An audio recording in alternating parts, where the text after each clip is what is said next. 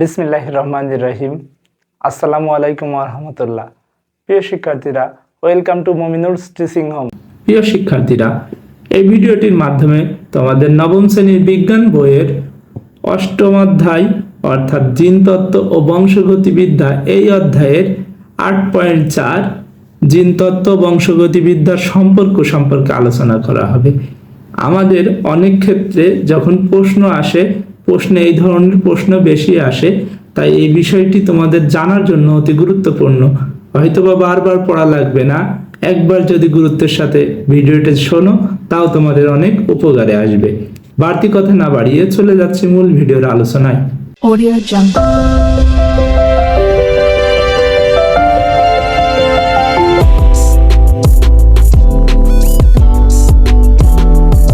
ইতোমধ্যে তোমরা জেনেছো যে বংশগতি বা হেরিডিটি হলো বাবা মা বংশানুক্রমে সন্তানাদিতে জিনগত বৈশিষ্ট্য স্থানান্তরিত হওয়া, অর্থাৎ সন্তান থেকে সন্তানের মাঝে জিনগত বৈশিষ্ট্যগুলো বহন হওয়া।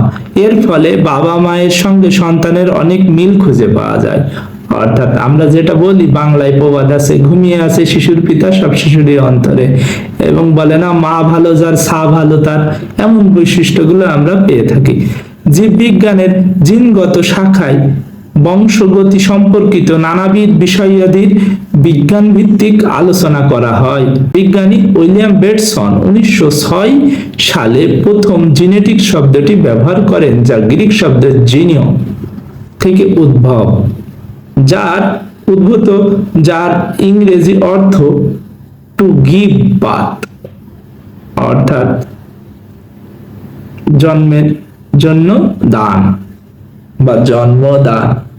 গেগর ইয়োহান মেন্ডেল তার সংকরণ পরীক্ষার ফল থেকে বুঝতে পারেন যে কোন জীবের প্রতিটি চারিত্রিক বৈশিষ্ট্য একটি উপাদান দিয়ে নিয়ন্ত্রিত হয়। অর্থাৎ প্রত্যেকটি জীবের চারিত্রিক বৈশিষ্ট্য একটা উপাদান দিয়ে নিয়ন্ত্রিত হয়, যেটা আমরা ইতিপূর্বে পড়েছি ডিএনএ দিয়ে নিয়ন্ত্রিত হয়। কিন্তু ডিএনএ এর ভিতরেও খণ্ডিত অংশ থাকে জিন, অর্থাৎ এই জিন দ্বারা নিয়ন্ত্রিত হয়, এটাই বলা হয়েছে। এই উপাদান জীব দেহে জোড়ায় জোড়ায় অবস্থান করে এবং হ্যাপ্লয়েড গ্যামেট গঠনকালে ওই উপাদান সংখ্যায় অর্ধেক হয়ে যায়, যেটা আমরা কি বলি, আমাদের ক্রোমোজোমের অর্ধেক অংশ। কিন্তু উপাদানটি কি গ্যামেটের কোথাও এটি অবস্থিত এবং এসব উপাদান কিভাবে বংশ পরম্পরায় বৈশিষ্ট্যগুলো নিয়ন্ত্রণ করে, এসব বিষয়ে মেন্ডেল অবগত ছিলেন না, কারণ মেন্ডেল এসব বিষয় নিয়ে গবেষণা করার সময় পাননি। 1900 সালে মেন্ডেল তত্ত্বের পুনরাবিষ্কার এরপর ক্রোমোজোম ও মেন্ডেলের উপাদানের মধ্যে বেশ কিছু মিল দেখতে পাওয়া যায়। অর্থাৎ বিজ্ঞানের একটা বিষয় যদি তুমি একটা সত্য বিষয় নিয়ে ঘাটাঘাটি করো বা গবেষণা করো, দেখবে অন্য বিষয়টির সাথে মিলে যাবে, এটাই স্বাভাবিক। প্রত্যেকটি ক্রোমোজোমের আকৃতি ও দৈর্ঘ্য আলাদা এবং দেহকোষ সেগুলো জোড়ায় জোড়ায় থাকে।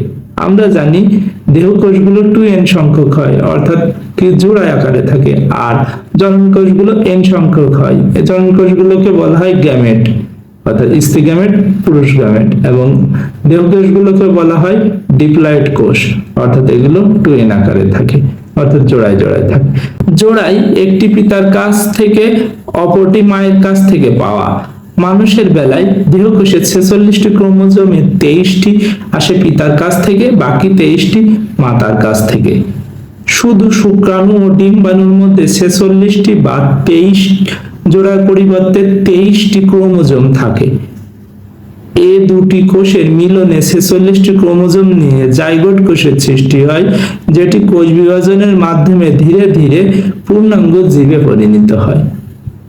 অর্থাৎ ছোট একটি কোষের বিভাজন হতে হতে বৃহদাকার কি হয়, কোষের আকার আকৃতি বড় হয় এবং ছোট থেকে বড় আকারের প্রাণীতে সৃষ্টি হয়, বহুকোষী প্রাণী সৃষ্টি হয়।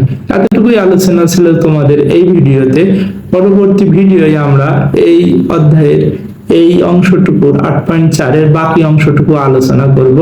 তোমরা সকলে ভালো থেকো, সুস্থ থেকো, মন দিয়ে পড়াশোনা করো। তোমাদের সকলের জন্য শুভকামনা রইল। আসসালামু আলাইকুম ওয়া রাহমাতুল্লাহি ওয়া বারাকাতুহু।